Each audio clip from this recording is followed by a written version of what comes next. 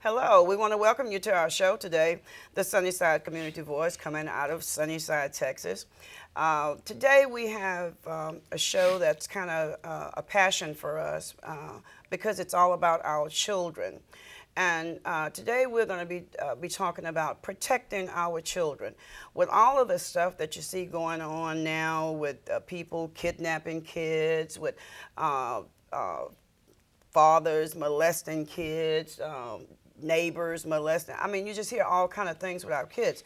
So today what we decided to do was we invited two of our own here with us today. We have, to my left here, we have Ms. Felicia Turner, who is a community outreach at our church, and we have Jasmine Green, who is a CPS caseworker. And of course, we have Pastor Nash, our president, here with us today. And today we just want to have a spirited conversation about things that our children need to look for, and things that occur with our children that we sometimes need to pay just a little bit more attention to.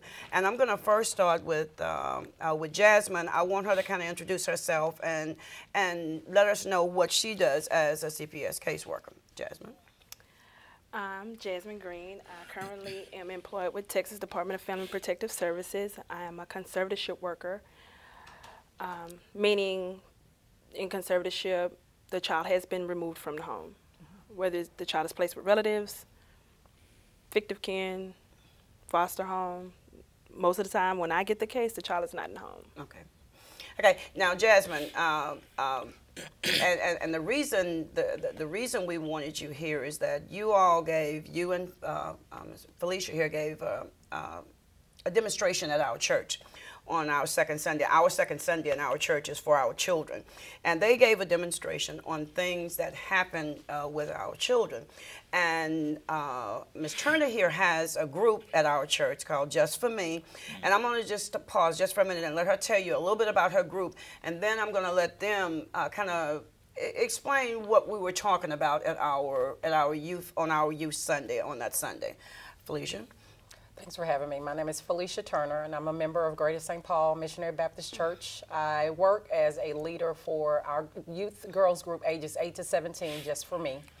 It is a group of young ladies within our church. We also work outside of our church walls, where we are there to support, lend a listening ear to girls that need help.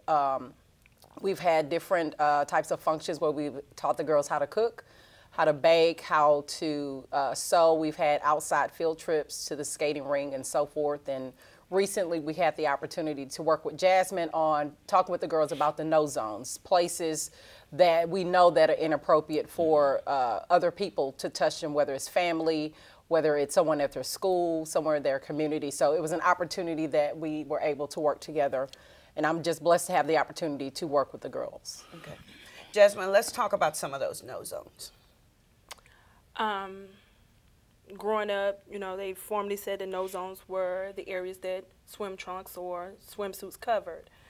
I've taken it a step further in being anywhere that you're touched as makes you feel uncomfortable, whether it's if somebody touch your shoulder or rub your hand. If it makes you feel uncomfortable, that is a no zone. Mm-hmm. Anything else? Pastor? No. Pastor, you have anything? Yeah, let me first of all say welcome them to the show. Mm-hmm. Now, the reason I'm here with you, I'm just proud. I'm beaming because I'm proud because of the fact that both of these young ladies are, faithful members of the church. They almost raised up in the church, so it makes me feel good to know they're participating in something so valuable as our children, because today's society, we seem to run in all kinds of problems, conflicts with our children in the homes, in the school, in the society. And so it's a blessing we got people that take time to work with the kids, whatever capacity that they're working in. So I'm just here now as a viewer myself today. I'm just happy to see two of our members. Yes, we decide we need to show our own. We have a lot of talent in our church. We have a lot of people that are doing a lot of things, and we need to every now and then bring them and let them tell you what they do. Now, I'm excited about about what the demonstration that you all did, because I don't have any children, but I want to ask Jasmine, am I obligated if I see something going on am I obligated to report that? I mean, you know, a lot of times people will say that, oh no, I don't want to get involved. I don't want. But if there's a child that I'm noticing that something is going on with it, am I obligated to speak with someone concerning that? You are obligated. The community as a whole is obligated. There you go. When you see anything that just does not quite look what it's supposed to look, we all have a personal, I guess you could call it, it's almost like a personal pledge, especially when it comes to children, because they're the ones who cannot always defend themselves. The children between the ages of 0 and 5 cannot really formulate what's going on or how things are supposed to be. So therefore, we as adults, that's our charge, whether we're parents or not. That is your charge, to make that call.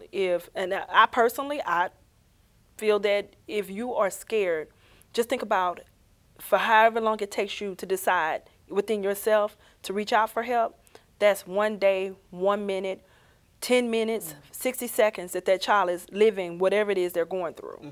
So as a community, we all have a personal charge. How do you feel about that, Lisa? I mean, I definitely agree with Jasmine.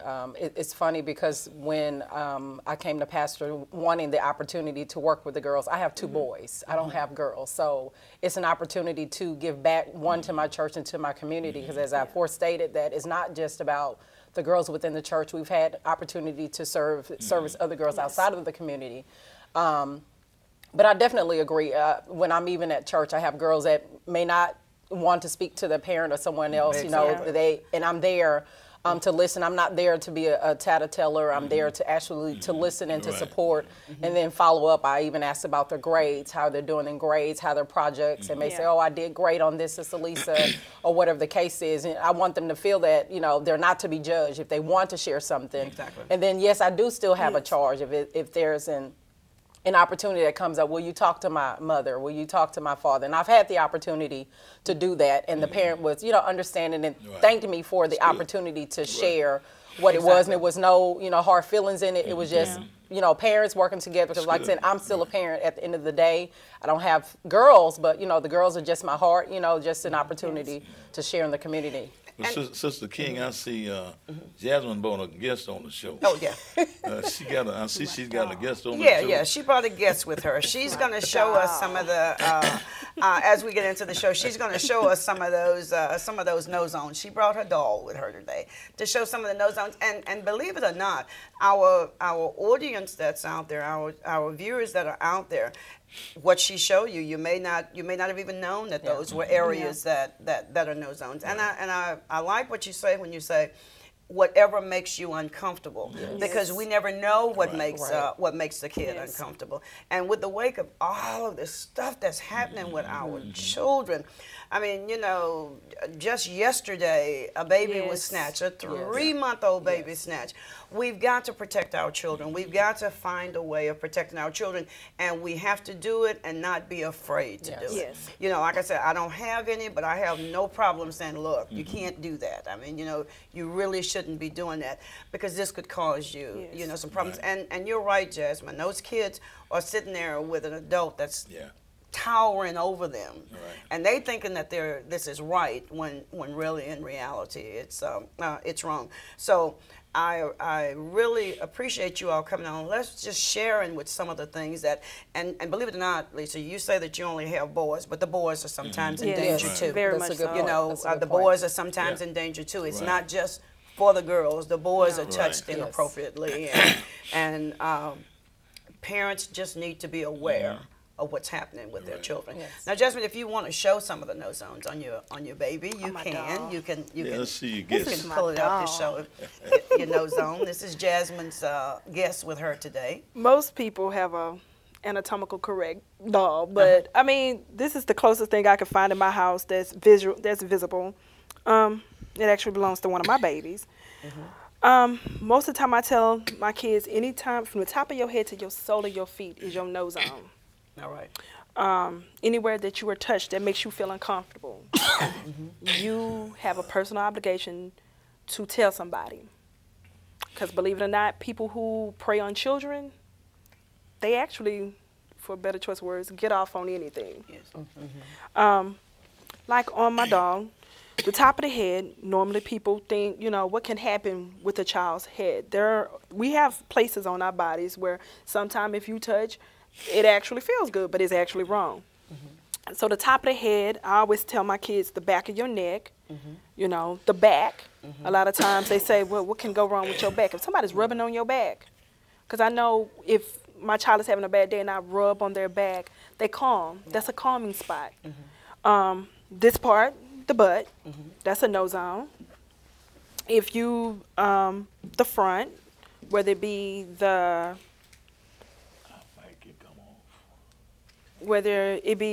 the chest area, which is normally on girls, the breast area, or on boys, in between the nipples, the front, the vaginal or the penis area. And what I did share in the presentation with the girls is, it's for parents, when children come to their parents, first of all, it took courage to do that. Yes. It took courage. And for parents to trust what their child is telling them. Because if the child does not trust their parent, then they'll figure that every other adult in their life is going to do just like my mom did. She's going to ignore me. So basically, for kids to really be comfortable, for parents who, even if that's not your child, if their child decides to come to you and tell you, look, I got something to tell you, don't shut them out. Exactly. Because it took courage. It takes a strong child to come and tell somebody, look, somebody touched me inappropriately. I didn't like that. And for them to come out, and sometimes, most of the times, it's a family member, whether it be the mom, the dad, aunts, uncles, because within our economy, it's a lot of cohabitation, families living, you know, 3-4 generations. So a lot of it occurs in the home. 95% of the children who are touched by a family member. That's a staggering rate. Yes. And just some other facts, 1 in 4 girls will be touched before the age of 17 or 18. Wow. 1 in 6 boys. So I think about all the little girls I know. And if I count every 4th girl, I'm like, oh my gosh. So whether it be, you know, in a sexual manner or just in a manner where it's like grooming. Most pedophiles, they groom their victims. It starts off with, you know, how you doing? No touch, and then it's a grope, and then the next thing you know, it's a full feel. Now, whether or not that child, it makes them feel uncomfortable at that time, that child know that's not right. Right. And so because it's an adult that they trust, they feel, it's almost like, well, what do I do? Exactly. So it kind of puts them in a whole different process. Yeah. You know, how do you tell on somebody you love that should know better, that's supposed to take care of you? And when I look at that, the kids are they're frightened. You've got this adult that's over you, and you're feeling surely this would not be someone who would hurt me. Right. This would not be someone that would do anything wrong. And then you go through years and years and years of this, and then later on, now it's the full grope. It's all of that. Now you've got a kid that now is thoroughly confused on what they should do or should not do, and parents just really need to take notice and not always think that the kid is making up stuff. Not always think that, well, you just heard it wrong, or you just thought it was that way. I think it's a parent's obligation to investigate anything that their child come to me. And as an adult, and I see stuff, I would much rather let someone know something that's happening versus not telling someone, and then something happens to that child. You know, if it wasn't anything to it, then it'll blow over. But if that was something that could help that child, then there's an obligation for me to speak to someone. You know, and what is the reporting process, Jasmine? Who do we go to when we feel like something is wrong? Well, actually, there's a CPS has a statewide intake number, and it's you can make the report anonymously. You don't even really have to give your name. If you call and just general information, what you saw, what you think may be going on. If the child came to you and told you something, Exactly. you can tell them that. A lot of people, I think the fear, the stigma is somebody's going to find out I told. Right. Well, you can weigh your options. Either you can tell and save that child, or you can keep it to yourself and almost be like the perpetrator. Exactly. Exactly. So I always tell people, you know, there's no harm. There's really no harm in telling. If you see something, you never know how many lives you could save just by reporting, even if it turns out to be nothing. But just to let them know that, hey, if you are abusing your child, you cannot continue. You have to answer to somebody. Yeah. A lot of people think, I give birth, this is my property. Well, you know, they do repossess property if you know. That's actually what So y'all true. do. If you don't take That's care of what actually you're what you all supposed to do. do, then, I mean, as a parent, you're to provide and protect. Yes. And if you break any one of those, then you're not a parent. Yeah.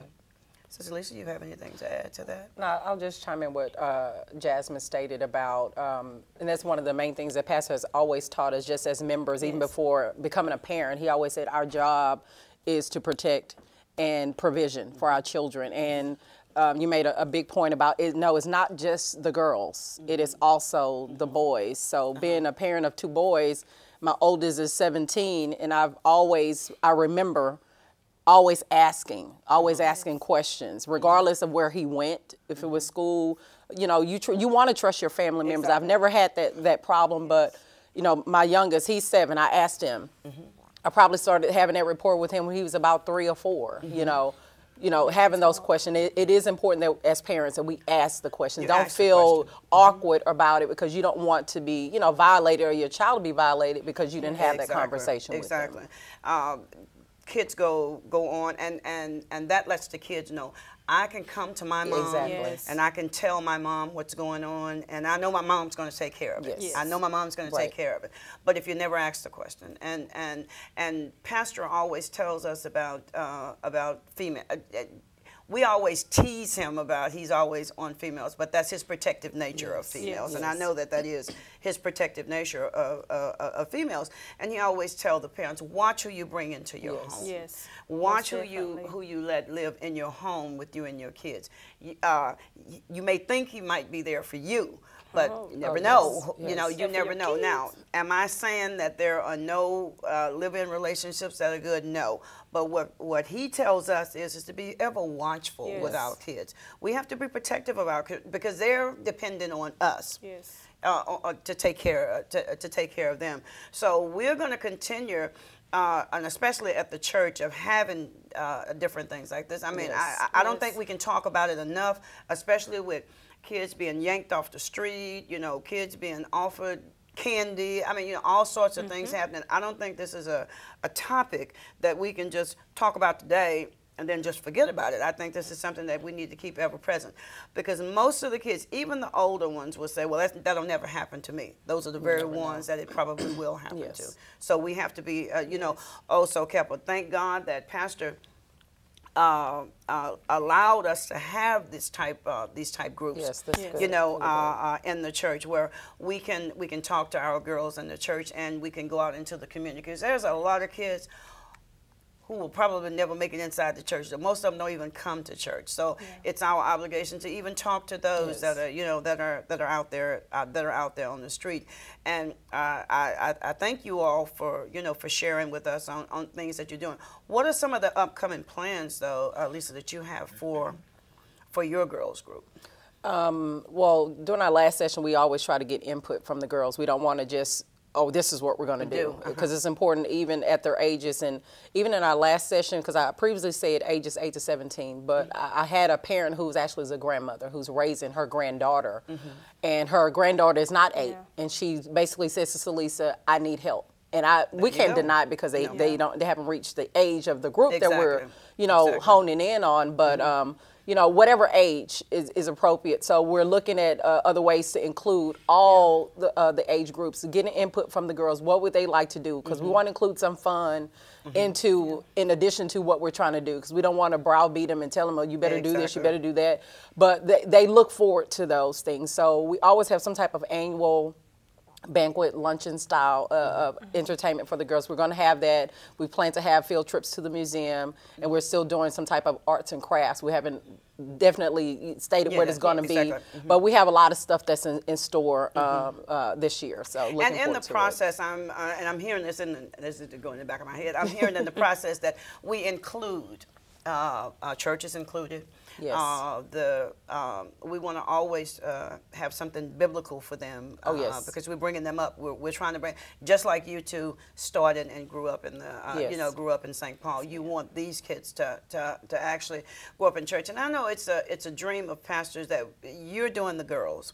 But we're going to get started with the boys, yes. because we don't want to ever leave them out, because they're just as much a victim sometimes as Yes. As the girls Yes. are. I mean, like you say, pedophiles no Yeah. no boundaries. I Right. mean, girl or boy. Right. So we have to really be mindful and watchful of that. So we want to get started, with the boys.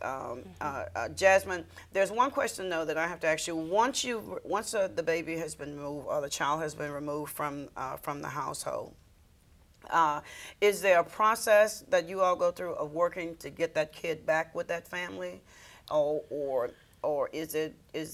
would there ever be a reason? I'm sure, depending on what was done, that the kid will never go back with that family.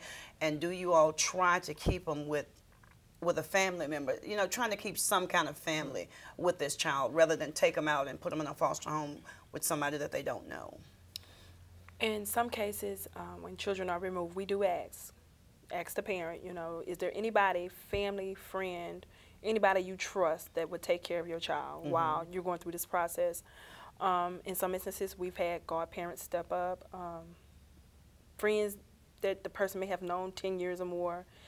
But the most important thing is that whoever decides to step up, they have to understand that it could be something long term. This is not something that, I'll keep the child 60 days and then, no. In some cases, it turns into this is your kid, if we're unable to reunite that family. One thing I try to impress upon people is that when CPS steps in, it's because some concerned citizen called. It's not because we pulled out a crystal ball and said, this is who we're going to harass today. No.